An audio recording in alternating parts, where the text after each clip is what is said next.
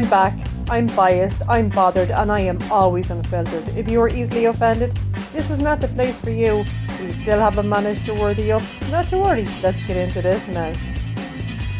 We're back and it's season 4, episode 1. And of course, we're watching Robyn give birth all over again.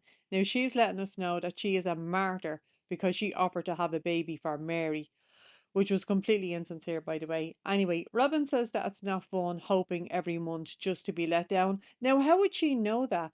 Like, this is baby number 4 for her. She knows nothing about what Mary is going through. She knows nothing about that kind of disappointment, absolutely nothing. Anyway, we also find out that Solomon is 2 months old, right? So we're on the sofa, and I have to say, Christine is looking really Mormon here, like really Mormon. And Kody is saying that they have a lot going on. They have a new baby and they're looking for new homes. And we also find out like that they have the real estate and the gym and marketing. So I think they're talking about the show here. Anyway, we also find out that Logan is off to college. So this is going to be the family's first Christmas in Las Vegas. And they're going to cut down their own tree. And they've rented a 10-bedroom house. I'll be honest with you, right? I don't ever want to go away for Christmas ever. I wouldn't be into any of that. Anyway, Mona Reiki is back and she's shown the family property. Now we've already seen the cul-de-sac and now we're seeing another property, but there's only one house on it. Now Mona says that one person could end up living in that house and they could just build like 3 houses beside it. Now I know damn well, okay, I know that if that had happened, Janelle would have ended up like with the old house. Anyway, all the family prefer the cul-de-sac, but they're very worried about money. But Robyn lets us know that she really wants a craft room and an office. And I thought, what the hell does this woman want a craft room for? Like Christine and Mary, right? I've seen them doing crafty things. Like I've never seen Robyn craft anything. Ever. Also, what the hell does she need an office for? She doesn't work and she never ever will. Oh, anyway, Christine says that she'd like a separate room to turn into a resting room for the kids. Now that sounds sensible, okay? Because there's a load of kids in this family and like a load of older boys, and they're all into wrestling, okay? So that at least sounds like, a sensible idea. More sensible than a fucking craft room and an office, like for somebody who's never ever going to need it. Anyway, we're seeing another piece of property. Now, this is just barren land, okay? But I did notice as we're looking at all of the properties, Kody is holding Solomon like in his car seat. Oh, he didn't do that for Julie. No, he didn't. Anyway, Kody thinks this property is great. He thinks it's gorgeous. But all I see is pylons. Like there's nothing else. It's just pylons, okay? But they have all decided that the original property is their favour. So that's the cul-de-sac. Because they've all decided on the property, they're all putting their hands together to say like Brown's Rock. I'll be honest, I don't want to be involved in anything like this. I don't. And I don't believe Janelle does either. So we find out that Christmas is just a few days away. Now, Mary and Robyn are going shopping for the sister wives, and we're at a place called Patty's Boutique. Now, this looks like a kid's clothes shop to me, okay? But anyway, that's where they're going for the sister wives. Now, I'm noticing there's new cars in this episode, so these people are definitely spending that TLC money. Anyway, I do have to say, this is the tackiest shop. It's so tacky, right? It's just full of tchotchkes. And Robyn picks up a turtle ring. Now, this thing is a giant, shiny turtle, okay? And she's picking it up for Christine. And she thinks that Christine would love it and that would bring out our wild side. I thought, hang on a second. When I think of turtles, I do not think of me wild side. I think of like go for a sleep, having a little snooze. That's what I think about when I think of turtles. Anyway, we're finding out that Christine hates going shopping with Mary and Robyn, and I don't blame her. I wouldn't want to go here. It looks tacky as crap.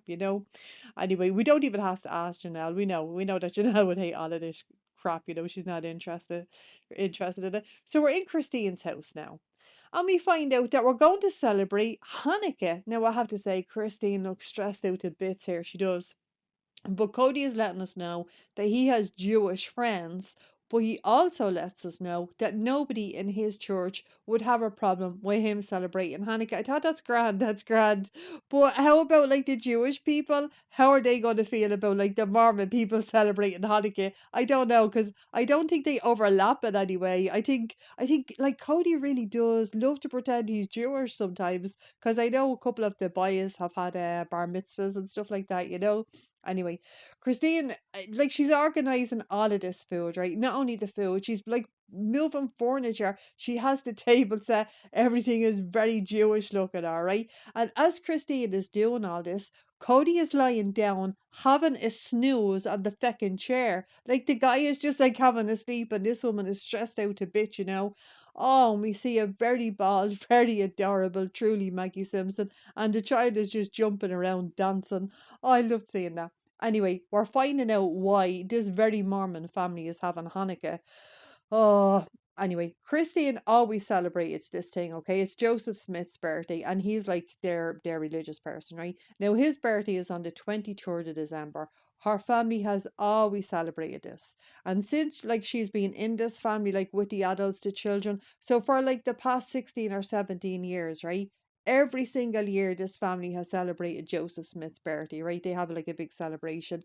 But last year Kody said he didn't want to celebrate Joseph Smith's birthday anymore, right? Now, Janelle says that she always thought it was weird, but it was grand. She went along with it, like, you know, for all of these years. Mary says that it's not common in their religion to celebrate it, but also, like, she went along with it, okay?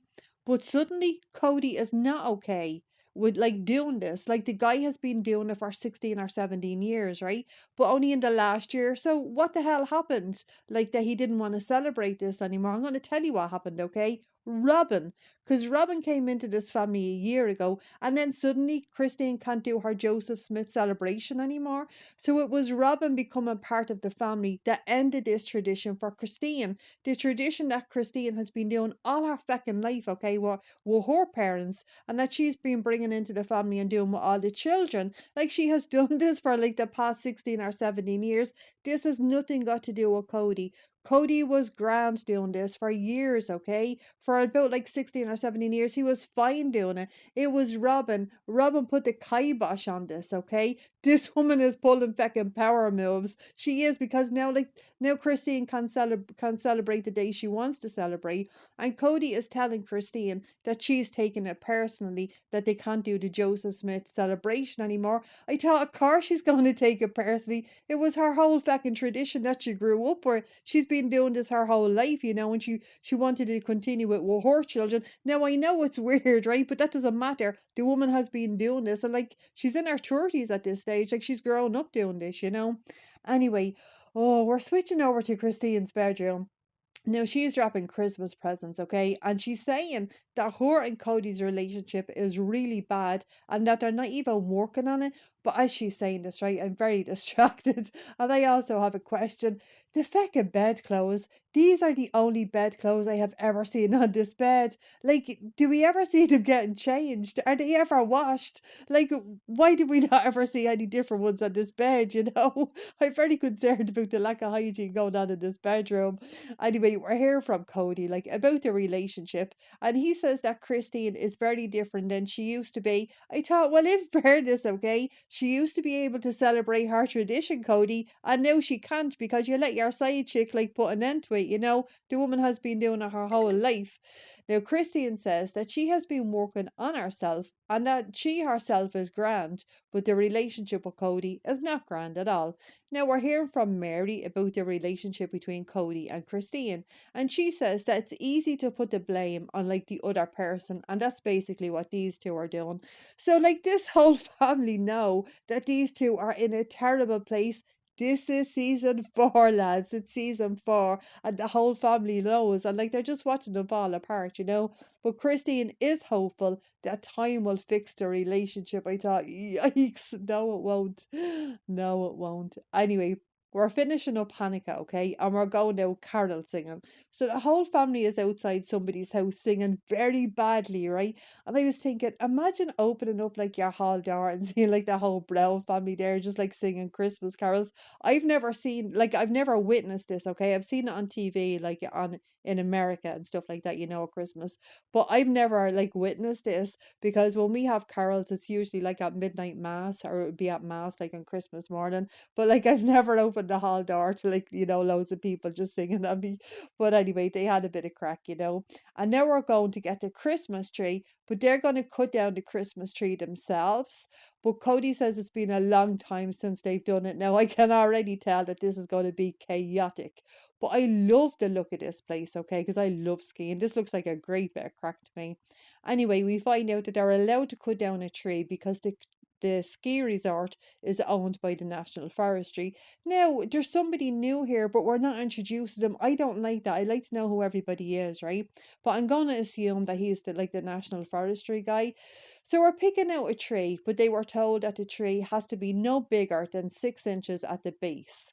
So they finally pick out a tree, and Christine, because Christine is always so excitable about everything, okay? And she's like, oh, I love it, and she thinks it's gorgeous. So Kody is chopping the tree, right? Now, bear in mind, this guy bought brand new DeWalt tools to hang up a TV, right? But as he's doing this, he has an axe. He has an axe to cut down the Christmas tree. No chainsaw, no saw, just an axe. Lads, get yourself a decent chainsaw, they always come in handy. Anyway, Hunter and Logan are also chopping the tree. Now, I don't like to be picky, but I'm going to be picky, okay? Because this is incorrect. They're chopping the tree just at one side. It should be like a chop like on either side. I know I'm petty. And yeah, I do have to point it out, okay? Anyway, they've chopped the tree into the base. And Hunter like just pushes the tree, but he pushes it in like the wrong direction. So the tree they're bringing home with them is now caught up like in all the other trees. So like they're pulling the tree from all the other Christmas trees, and it's getting caught in everything, and like it's just snapping apart. So when we get the Christmas tree to the car, it's baldy, like it's basically Kody, like in tree form. Now the kids think that it looks like shite, and they want to go to a Christmas tree lot, to buy another tree. They're not getting one. I guarantee you, Janelle said no. So Kody and Mary are getting this tree on the car, and Janelle hears a disturbance. And it's Gabriel and Garrison, okay? Now, these two are kicking the shite out of each other. Now, poor Garrison is outside of the car, right, with his nose bleeding, and Janelle is looking for paper towels because Gabriel punched him straight in the nose. Now, apparently, okay, Garrison accidentally kicked Truly, and Gabriel lost his shit, right? Oh, Garrison's nose is just bleeding everywhere, and Gabriel is looking like he knows he's about to get into trouble. Now, Mary is saying, yeah, like she knows, because she knows these kids, right? And she's like, yeah, brothers will be brothers. And I thought, also, sisters will be sisters. I punched my sister so hard into the jaw, I knocked her tooth out.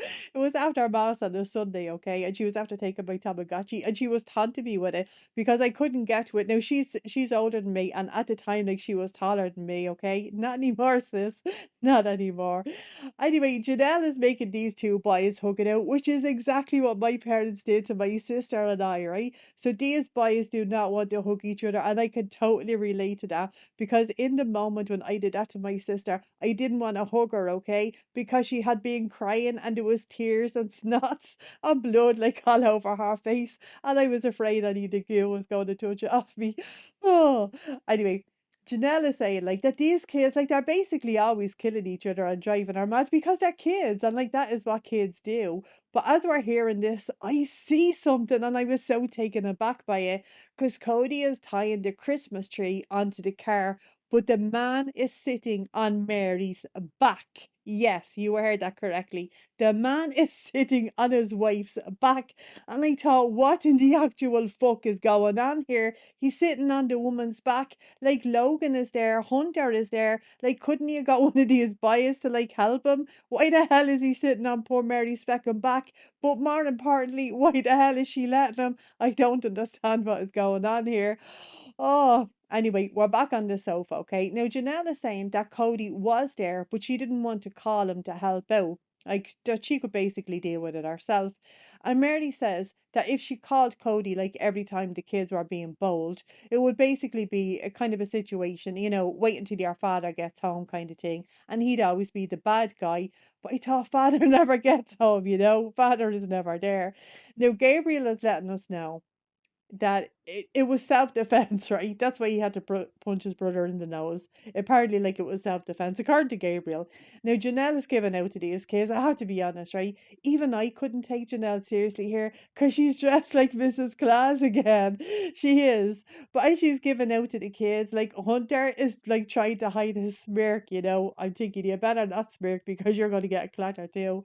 Now, Kody is telling us that he would have come down pretty hard on the kids, and Janelle is agreeing and says that Kody would have taken their games away for months, lads. I'll be honest, right?